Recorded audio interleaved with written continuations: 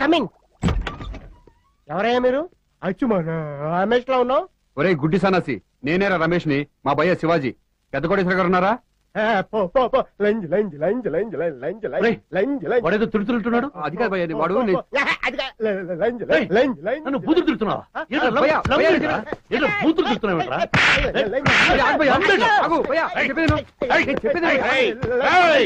ఎవరాడు? పెద్ద కోటేశ్వర తమ్ముడిని కొడుతున్నాడు. బూతులు మాట్లాడితే పెద్ద కోటేశ్వర తమ్ముడినే కాదు, పెద్ద కోటేశ్వరాన్ని కొడతా. అయ్యా పెద్ద కోటేశ్వర అంటే ఆయనే. ఓ సారీ, ఎచ్చు. అయినా వాడేవాడ్రా? రెడ్ లైట్ ఏరియాలో నిరోధులు ముక్కునే వాళ్ళ ఉన్నాడు. రమేష్, ఎవరి కోరమండల్ ఎక్స్ప్రెస్? మా భయ్య బడా సాబ్ మంచి ధైర్యవంతుడు నమ్మకస్తుడు కావాలన్నారు కదా, తీసుకొచ్చాను. అందుకేనా ఓపెనింగ్ లోనే మా తమ్ముడిని కొట్టాడు, క్లోజింగ్ లో నన్ను కొడతాడేమో? అదేదో ఓం ప్రదంగా జరిగింది. మీ తమ్ముడు బూతులు తిడితే నాకు బాధాను. లంచ్ చేస్తున్నాము అని చెప్పుంటాడు. రజనీకాంత్ ఒక్కసారి చెప్తే 100 సార్లు చెప్పినట్టు, మా వాడు 10 సార్లు చెప్తే ఒక్కసారి చెప్పినట్టు మా తమ్ముడు చిన్నకోటి గారికి నత్తి ఏది నేనేం చెప్పాను అలాగే చెప్పు. మీరు చెప్పినట్టు అలాగే చెప్పలేను, కొంచెం కన్ఫ్యూజన్ గా ఉంది. ఈ సోడా బుడ్డి గారికి నత్తని ముందే చెప్పచ్చుగా. రమేష్, ఎవరి సిక్కర్ మే రక్కా? ఎవర్రా అది? నాకు రివర్స్ వస్తుంది. దాని 2 దూడపిదలు సూదిదారంతో కుట్టేస్తానని చెప్పు. తొందరపడక భయ్యా, వీళ్ళందరూ బాంబేలో మనం బాగా వాడుకోవాల్సిన పాత్రలో. కోటేశ్వర గారు, మనం చేయబోయే ఆపరేషన్ గురించి చెప్పండి. ఇలాంటి పెడద్రపు మనిషికి ప్లాన్ చెప్పమంటావా? ఏమండోయ్, బ్యాంకు దోపిడీకి పెడద్రపాలు గాక పీఠాధిపతులు వస్తారా? ఇంట్లో బ్యాంకు దోపిడీ అంటూ నీ కంటికి నేను కన్నాలేసేవాళ్ళ ఉన్నానా? తప్పే ఉంది భయ్యా. ఈ సిటీలో మర్డర్లు, మానభంగాలు, దొంగతనాలు, దోపిడీలు కుక్కలను కొట్టినంత ఈజీగా జరుగుతాయి. అయితే మాత్రం మనిషిని వాడే కొన్ని విలువలు కూడా ఉండాలి. ఏమి విలువలు భయ్యా? ప్రపంచంలో చిరునవ్వు నవ్వినవాడి మీద విషం చల్లాలి, చెయ్యి అందించిన వాడు చెయ్యి నరికేయాలి, పైకి లాగేవాడిని పాతాళానికి తొక్కేయాలి. అది మన పాలసీ. నా ప్రాణాలు పోయినా నేను ఆ పని చేయను. అయితే ప్రాణాలు పోయే వరకు ఇక్కడే కూర్చో.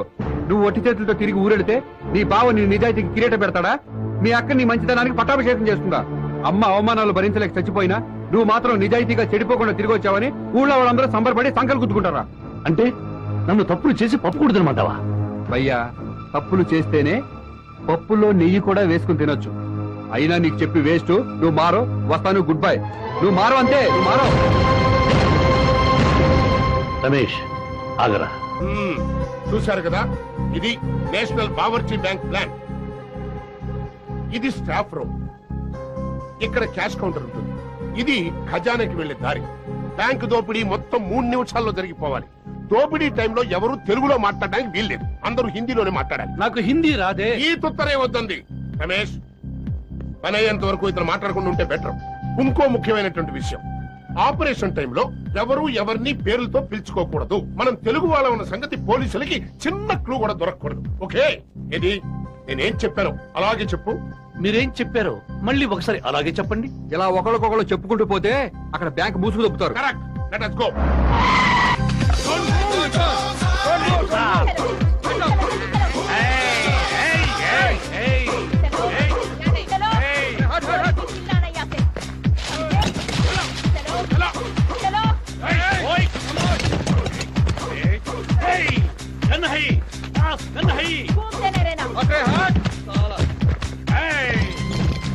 ఈ నెంబర్ ఎంతో? మేనేజర్ని పిలవమంటావా? లేదు, పోలీసులు పిలువు. పుష్క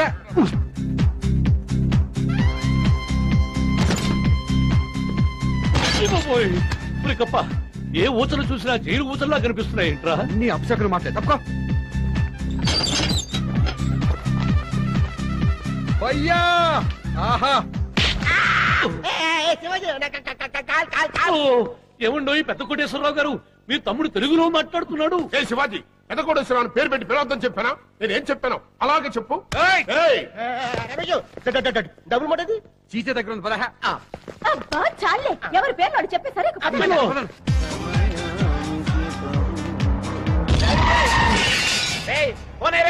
అమ్మో, వేతాల శాస్త్రి గారు. ఏమిటి వండికి తెలుసా? వాడు నా రూమ్మేట్. బొంబాయి కా రోడ్డు మొత్తం తెర బాబు కారికా.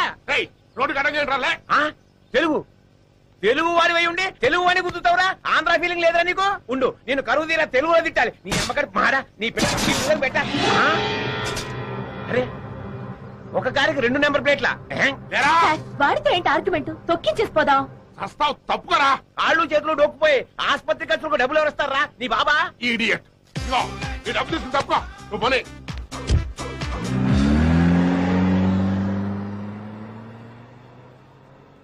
మణికంఠ ఇంత చిన్న దెబ్బకి 10,000. ప్రపంచ దేశాల్లోనే భారతదేశానికి ఉన్న ప్రాముఖ్యత ఇంత అంత కాదు.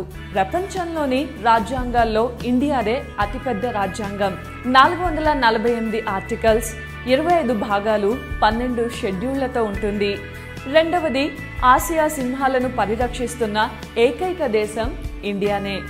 మూడవది, ప్రపంచంలో అత్యధిక శాకాహారులున్న దేశం కూడా మనదే.